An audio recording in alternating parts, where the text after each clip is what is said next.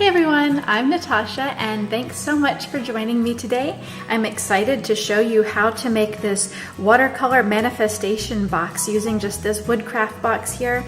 I'm calling it a manifestation box. You could call it a prayer box or a wish box.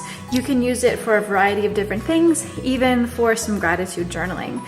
So instead of boring you with talking over the full list of supplies, please just look either down below this video or at the accompanying blog post to see the full list of supplies, and that way we can just jump right into the tutorial.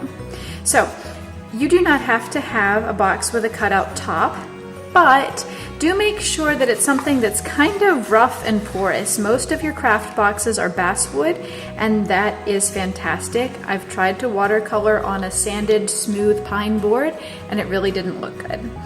But here's a secret.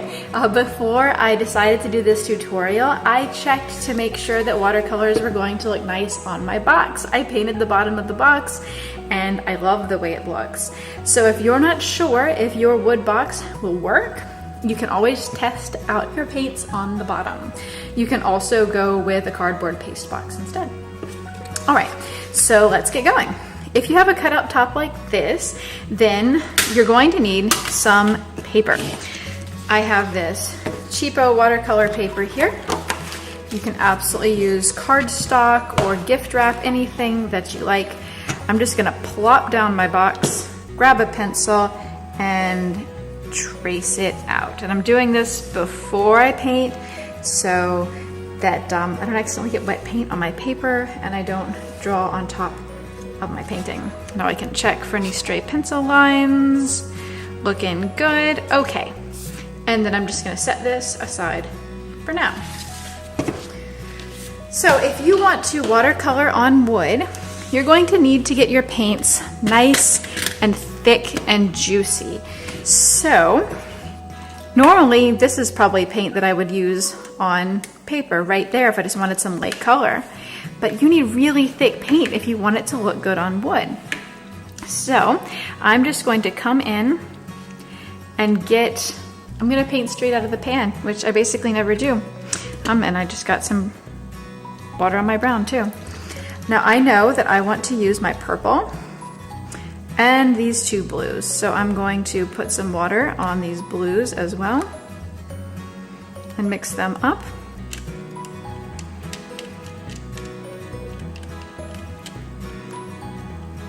Now something that you'll see me do a lot when I paint is I actually don't want to waste that paint, but something I'll do is actually wipe my brush on my paper towel and then take it to the water, just so I don't muddy up my water quite as quickly.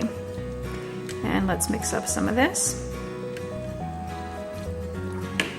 All right, then all you're gonna do is grab your paint and start painting.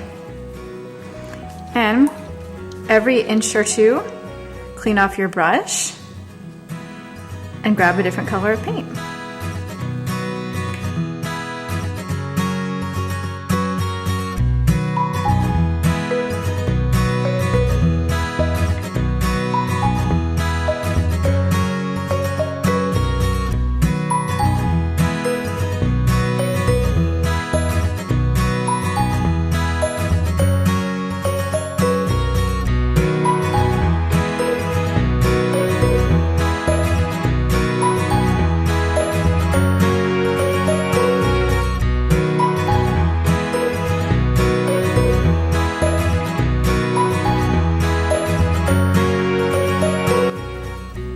Here I don't want to put this wet face down, so I'm going to set it like that and work on the top for a second.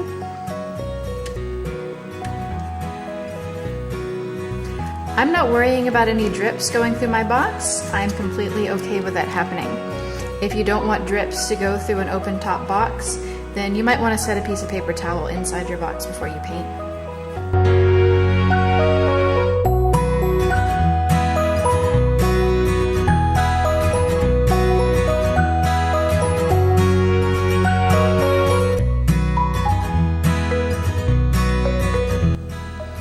Here, to achieve a sort of gradient effect, as you've probably seen, I've painted with purple on one side, mostly purple.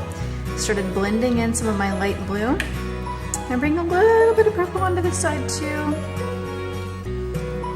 Because, well, I love purple. But then mostly going with blue over on this side. Just to go for a neat gradient effect.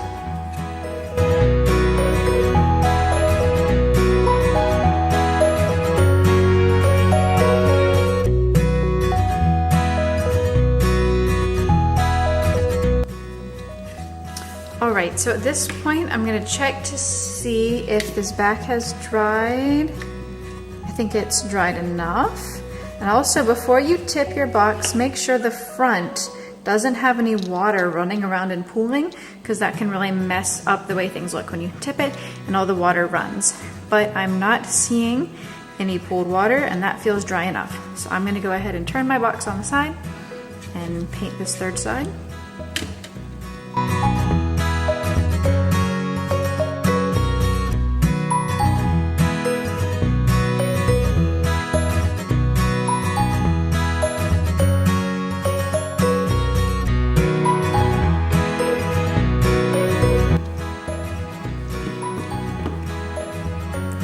Alright, now if you haven't already painted your bottom to test out your paints, once the top is dry, you can flip over your box and paint the bottom.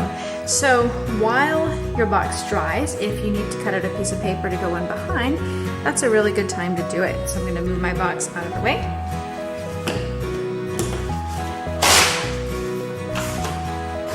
Rip my paper off the pad. I'm going to cut slightly to the inside because of course I traced the outside of the box, which means I need a slightly smaller piece to go inside.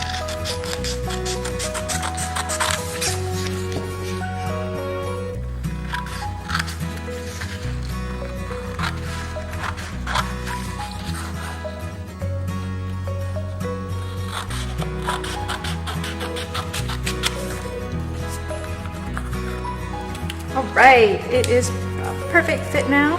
Ooh, and I love the way that looks. So I was originally thinking of painting this paper, but I love the way the white looks back there with that texture. So I'm going to go ahead and leave it just like that. Alright, so now I'm going to let this box fully, completely dry. I could tell from handling it just then that it is still a bit damp.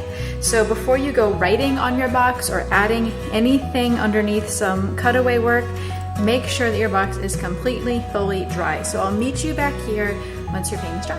Alright, so after my box was dry, I just went ahead and glued the piece of paper in the lid there using white glue, a little bit of glue around the edges, and pressed it on in. Now, I'm planning to use this as a manifestation box where I can write on little pieces of paper things that I want to manifest more of in my life and place them in this box. And from time to time, take them out and read over them. So I want to write manifest on the side. Now, whenever you're thinking about taking a pen or a marker or whatever to your project, it's a good idea to test things out first to make sure you know how they're going to look and look the way you want them to. So this is just a scrap from my piece of paper, and I decided to go with the black Sharpie instead of the white because I don't think the white's going to show up very well. And I'm going to do something kind of sketchy like that. Maybe a star for the eye,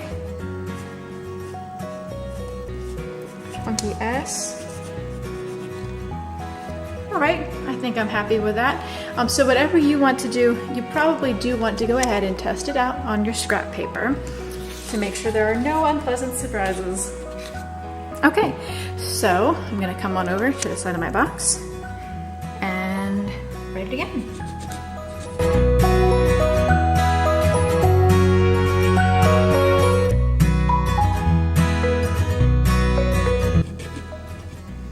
I love it.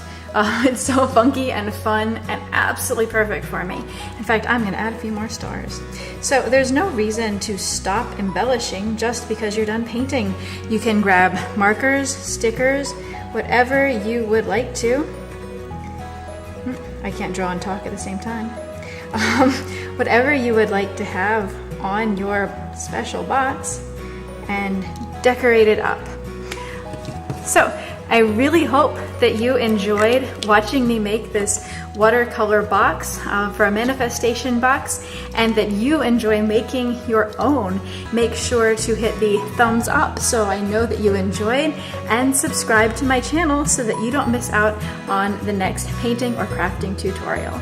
So thanks again for joining me, and I hope to see you again soon.